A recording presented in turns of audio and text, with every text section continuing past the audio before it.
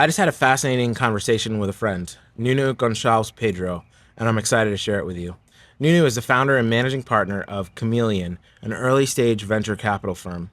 He also is the co host of the Tech Deciphered podcast, a top 2.5% podcast in the world. He's the creator of the Rejection and Adversity as a Path to Growth methodology and an alumnus of Stanford and the London Business School. Some of the topics that we cover in this video are AI and the future of work and what that means for the next generation, sharing your faith in secular or even hostile environments by sparking others' curiosity, how to integrate life and work, and achieving professional success while maintaining boundaries and keeping a prayer life. I'm looking forward to sharing it with you. Let's get into it.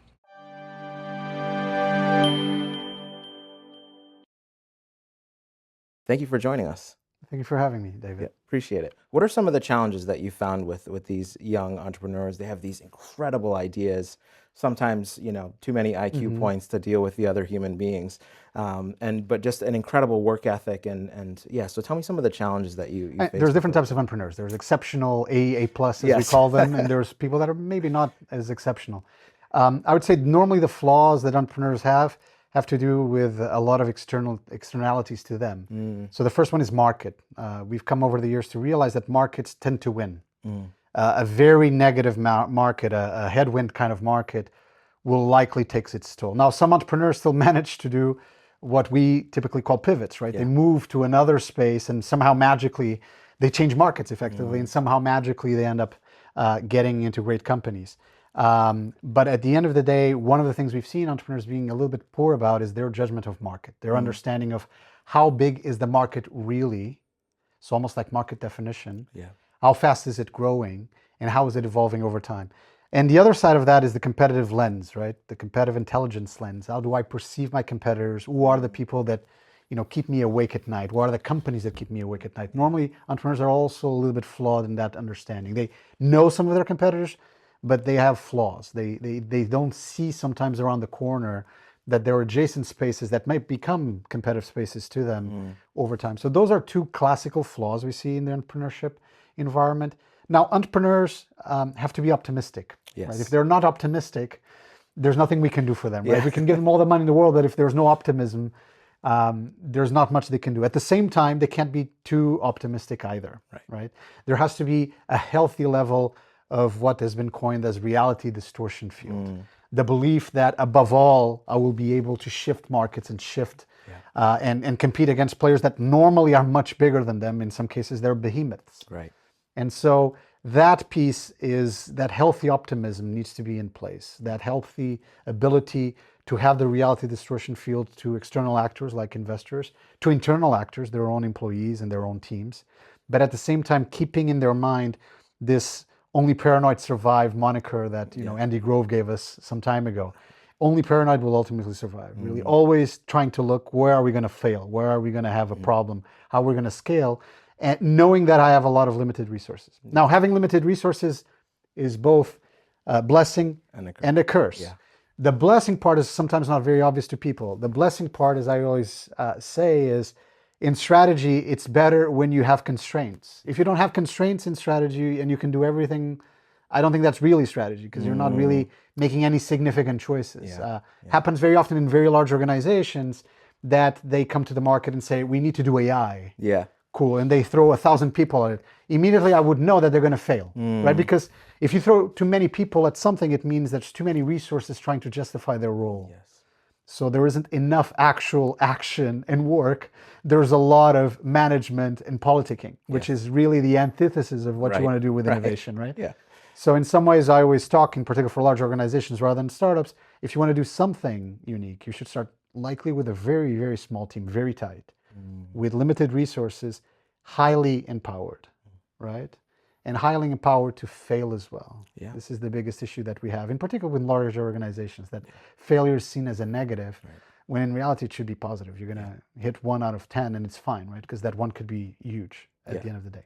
And that one, it has an incredible learning experience that brings you to brand new heights that you. And the other 9 will bring you even better actual expertise and experience because you will have failed. Yeah. And you will have learned, okay, why did we fail on this stuff, right? So I think that's very, very powerful thing to take into account.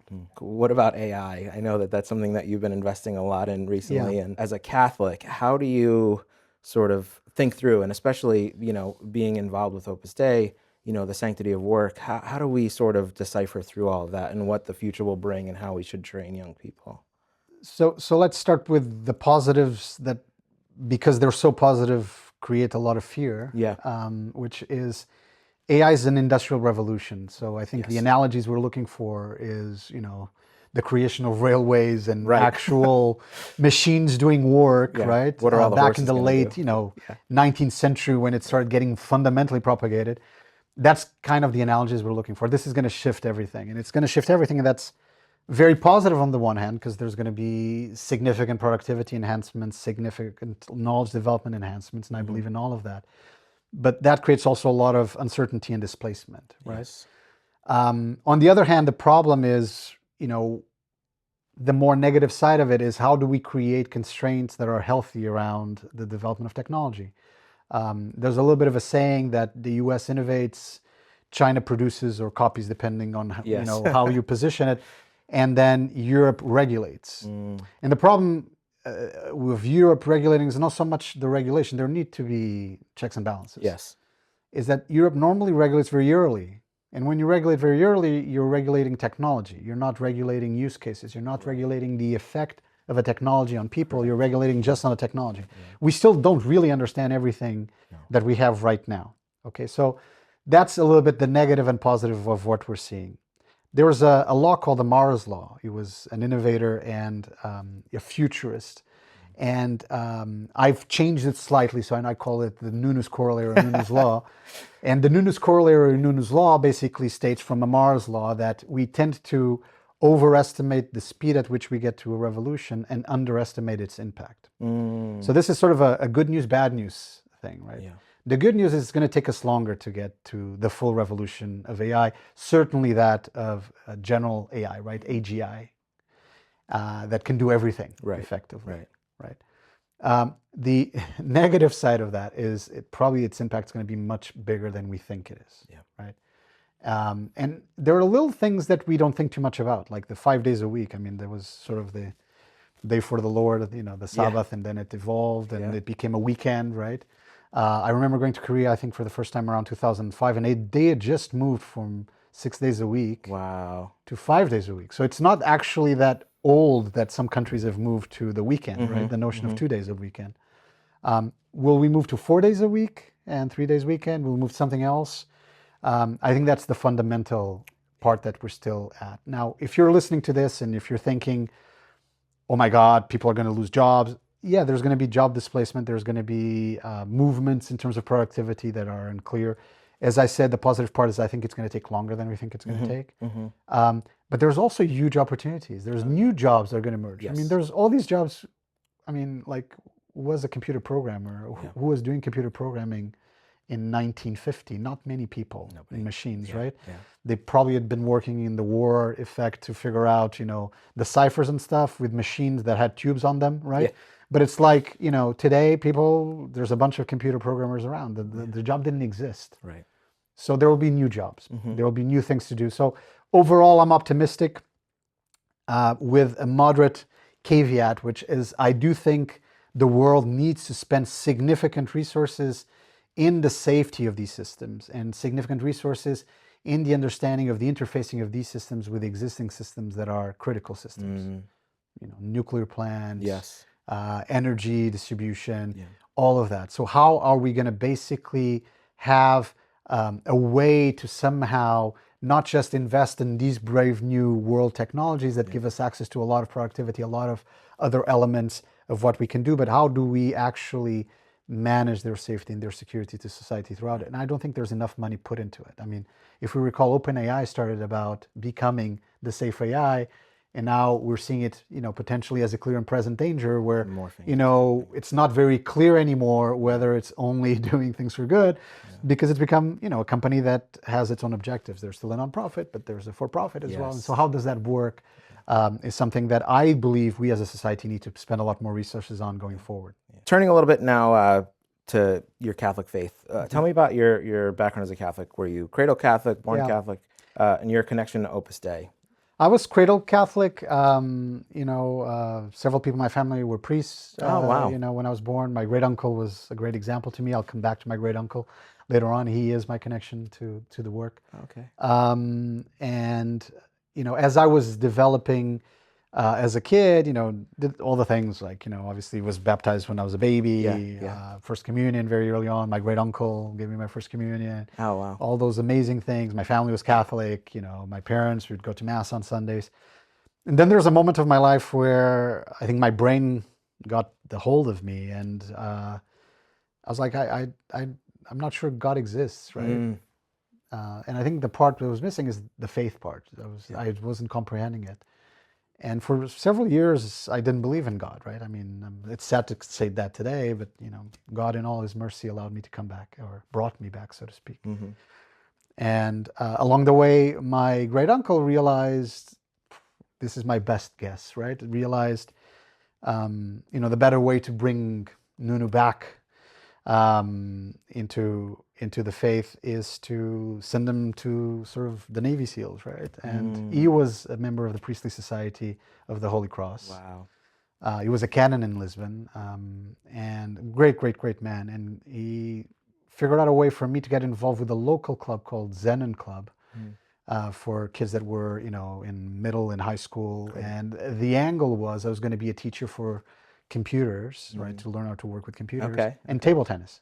And they would pay for my little social pass so that I could go with bus and boat and whatever, because I lived not in Lisbon, but on the other side in Almada, where the Christ King is. Right? Christ King is on the opposite side of Lisbon, right? Gotcha. In Almada. My great uncle was involved. He was the person that led the fundraising for the Christ King. Also so the family, there was some connection. And, I started going to Zenon Club and doing my things, and they were like, oh, do you want to come to meditation? I was like, what is a meditation? It's like, oh, the priest talks. I was like, cool. Like, and I really found it interesting. Obviously Opus Dei priests are incredibly well prepared, and their meditations are incredible.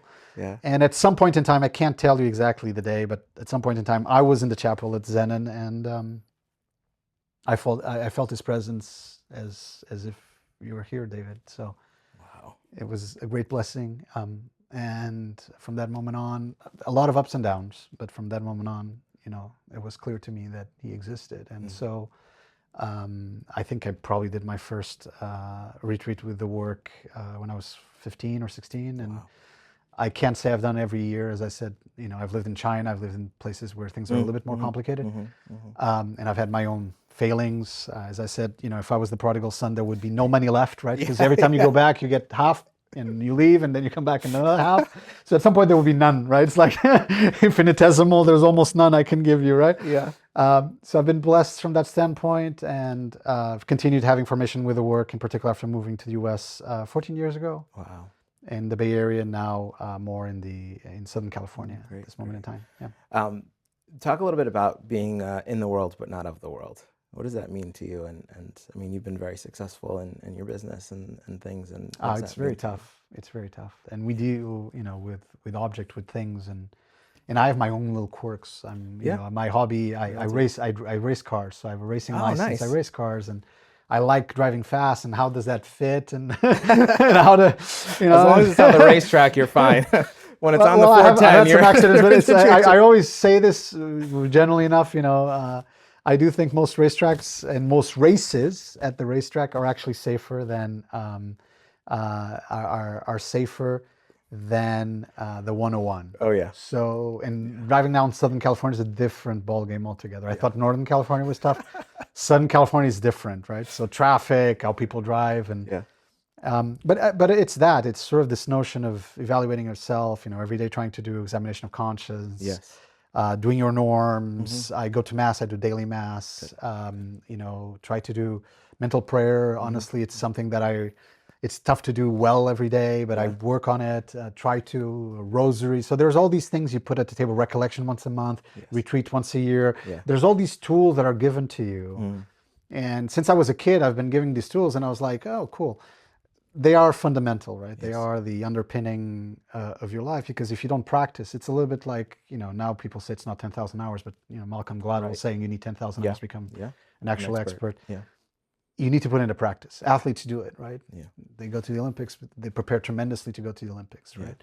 And so do we need to be as Catholics. we need to train a lot. We need to do the norms as much as we can. And even if when it's, in particular when it's painful, in particular when it's arid, when there's lukewarmness, et cetera, you need to sort of, okay, I'm going to continue, I'm going to push it and try your best, knowing that we're fundamentally, you know, I remember when Pope Francis, one of his first interviews, they were asking him, you know, how would you qualify yourself? And they used his name prior to being Pope. And he's like, I'm a sinner. Yeah.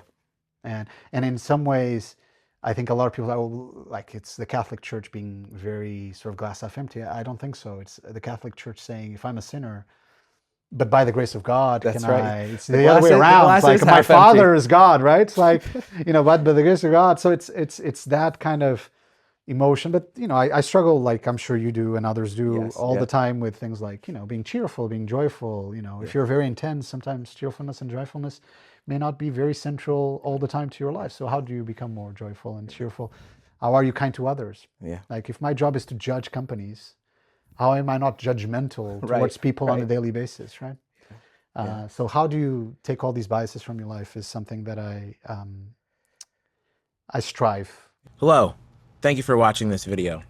If you're interested in more content like this, if you're interested in coming to Rome with us this October, or if you're interested in supporting one of these seminarians from the developing world, the links are in the description.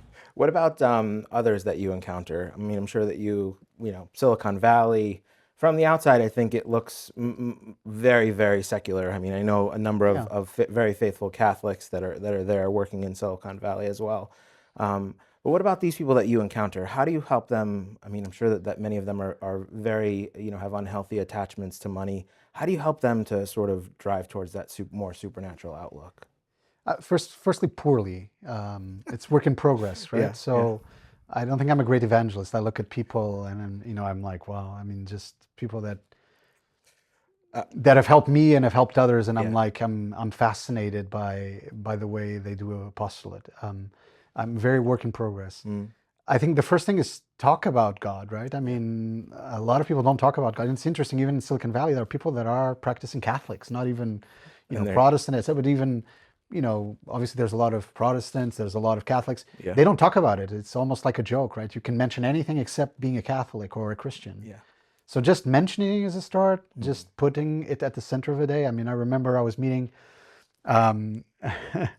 the father of a very famous race car driver that shall go unnamed, very, very famous. And we were at an event, you know, in Switzerland, and it was a Saturday, and I was talking to the gentleman, and he has his own business himself, extremely successful. And we were like 2 hours and a bit into the conversation. Wow. And again, I like my weekends, but it was an event that was through the weekend, so it was part of the reason why I was there. And at some point I was like, I need to go because I need to go to Mass. And the gentleman was like, I thought Masses are on Sunday. I was like, well, I go to Mass every day. This actually is the Vigil Mass for Sunday, but I go to Mass every day. And the gentleman was like, oh, tell me more. So we ended up talking another 3 minutes. I said, I really need to go, so we'll catch up later. But basic things like that, I think people really want to hear about it. They want to hear about God. Some of them have no knowledge. They've never been exposed to understanding anything around Christianity and who was Jesus and what's true and what's not true and all these elements. I'm learning all the time. I was just in Paris. I didn't even know there was a relic of the crown. And now they venerate it. I was there. I venerated in Paris on Friday at Notre Dame. That was in Notre Dame. I was there. It was in front of me. It was exposed in front of me, right? It's like, I mean, how incredible is that? You can only but cry if you understand what it is. Right? And so the first thing I do is just, you know, talk about me if it comes within the context, not in a scandalous manner or just to show off, but like, you know, I do these things. The second thing is to mention the, you know, praying for people. Like, I'll pray for you, whatever. And people are like, you'll pray for me. It's like, you want to wish me luck, you'll pray for me. And the third thing is when people want to engage in the conversation, you engage in it openly. And I feel this is maybe a sad state of affairs of where we are today in a world that's incredibly polarized, that also is polarizing, I feel, even within the Catholic Church, it's polarizing how people behave and how they talk and how they interact. And so I think openness is pretty vital because people are coming from very different backgrounds and very different, you know, I lived in China for 6 years. You have to understand where they're coming from. You have to meet them where they are rather than ask them to come to you all the way. And then fascinating things happen. People come with you to Mass and they'll be like, okay, you know, and some are they don't even understand what's going on. So you'll have to explain a little bit. And so I think that's the best way to address sort of the intrinsic notion of apostolate. Now, the absolutely critical way of doing it, which again, I'm also still doing poorly, is to set the example, right? And to show by actions, to show how you act with other people. You know, and I'm not there yet, but like, you know, I keep working on it, right? And I'll never be fully there, but by His grace again. But, you know, this notion that at some point people will say, oh, Nuno for sure is Catholic, right? Right, just because of how he acts. That'll be good to hear, right? And so that I'm still working on. One of the priests, I was a few weeks ago or maybe a month ago, in one of the meditations, he said, you know, if God wants something done perfectly, he'll do it himself. But he wants you to do it. It doesn't have to be perfect, but he wants you to do it, you know, and like, so it's like, it's never going to be perfect when we do it, right? But that little bit, he can work with that in tremendous and extraordinary ways. God has given me many talents, but I'm a hammer. I mean, very clearly. So if it looks like a beautiful painting by Da Vinci, you know, or a beautiful statue or sculpture by Michelangelo, definitely wasn't me, right? So there was a lot of his work through the hammer, right? The hammer made that thing amazing. Right. Okay, turning a little bit to young venture capitalists, I mean, or young tech entrepreneurs. We have a lot of young people that watch this podcast, these videos. And what advice would you give to them, a 20-something-year-old who's has a great idea for a tech startup and wants to, you know, approach VC firms or?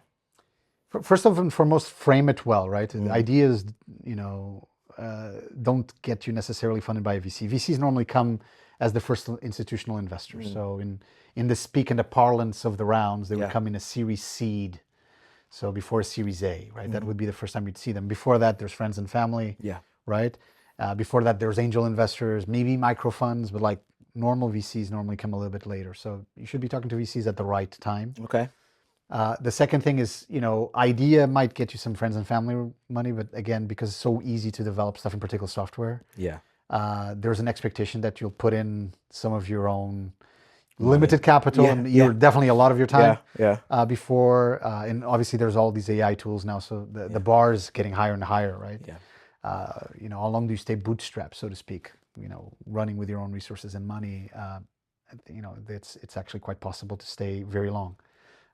So the advice I'd give to entrepreneurs is frame the idea well, understand market, understand product, understand, you know, what's the solution that you're trying to bring into it. Because at the end of the day, what you're going to be judged on is product market fit. And product market fit only exists when these two things come together, when the product just addresses a tremendous market need in the right way. And so there's a lot of things that can go wrong, right? And so figuring that out, figuring the mold of these two things is pretty critical. The third thing is obviously team. Who am I bringing along? Who are my co-founders? Who are my early team members or employees? Who are the people that I'm going to develop that in? And then I think have that critical understanding that being an entrepreneur is, I'm going to probably butcher this, but Reid Hoffman used to say it's like jumping off a cliff and building a plane as you're going down, right? It's sort of like that. And if it sounds too extreme, it's not. It's exactly that. And that means it's incredibly uncomfortable. And it means that it will require you to have a tremendous degree of grit and resilience. It means it will test everything that you know about yourself as an individual as you are doing it. And if it does not, you know, either you get tremendously lucky, which I think rarely happens, right? Very rarely. Or you're going to fail miserably and you're going to just say, okay, I tried this for 2 years, I'm going to do something else. Look, I mean, most companies, overnight successes, as a friend of mine used to say, take 8 years or more, right? Actually, it's taking longer and longer for a company to go public, for example. So if you're not ready for that route, don't do it. You know, just assess that, you know, can figure out market, can figure out product, can figure out team, but at some point really sit down, is like, do I want to do this for the next 5 to 10 years, knowing that likely it will fail, right? I always say in Silicon Valley, the most mathematically challenged people are entrepreneurs. Because if they did just the risk adjustment of working for a larger company in tech, right? And doing their own company, they'll be like, yeah, I'll just go and work for Google or Meta or Alphabet or whatever, right? The second most challenged, by the way, are entrepreneurs in venture capital like myself. So I'd say I'm in that second group of mathematically challenged. Because the same thing, right? Wouldn't you work for the big companies where you can get really nice salaries over time, Obviously, you're doing important work, but Yes. the level of risk for you personally is more limited. So how do you think through that? So ultimately, I think that's the cornerstone of everything. My appetite as an individual to go through pain, right? There is pain. Yeah. It's unavoidable of being an entrepreneur. Difficult decisions, layoffs, right? So even some companies that become incredible successes had to go through layoff rounds, changes in founding team, or changes in the executive team, changes in CEO in some cases, problems with investors. I mean, even for the very successful companies. So let alone for companies that failed. Right. So I think that's the crux of the matter. Do you have what it takes? Are you willing to go for it? Yeah. Yeah. What about like, today we have this incredible hustle culture where it's 7 days a week, 20 hours a day. Yeah. How have you sort of put up those boundaries for yourself? You talked a little bit about daily mass. I found that when I started going to daily mass, it was a great break in the day, right? Because you wake up, especially during COVID, you wake up and you start working, Yeah. 6:30, especially where you're working from home, Yeah. and you're there and you look up at the clock and it's like 6:45 and you haven't seen anybody all day. So tell me a little bit about those boundaries and what advice you would give to these young people to Yeah. stay centered. I think the advice I would give, beyond my own example, the advice I would give is do things smartly, not just put hours in it. I think the whole notion of FaceTime, to be very honest with you, doesn't make a lot of sense to me anymore, right? Yeah. People should judge you much more on outcomes than on Yes. FaceTime. Yeah.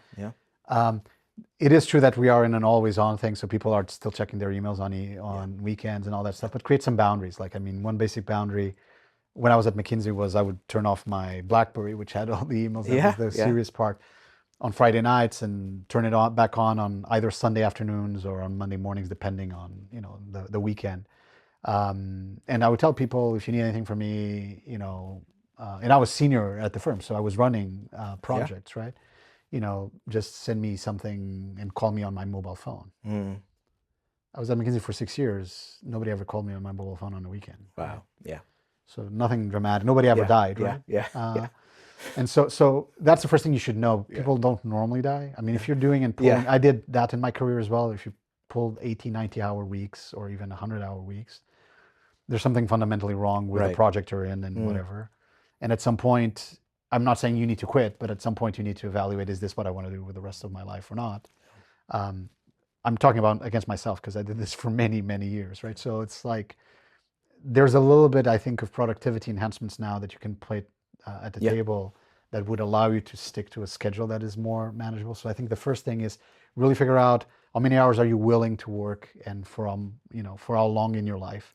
It will very much depend on which part of your career you're at. If you just got out of college, if you're 5 years into it, or something else. I think the second thing is to frame what you want from your life in general.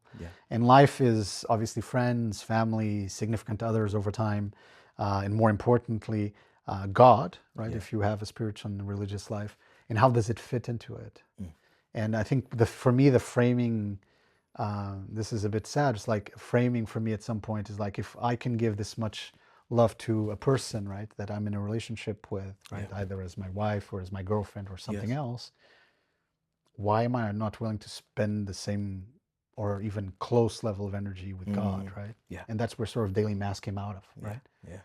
If I'm building a relationship with a person, how can I not build a relationship with God if I truly believe God is the center of my life, right?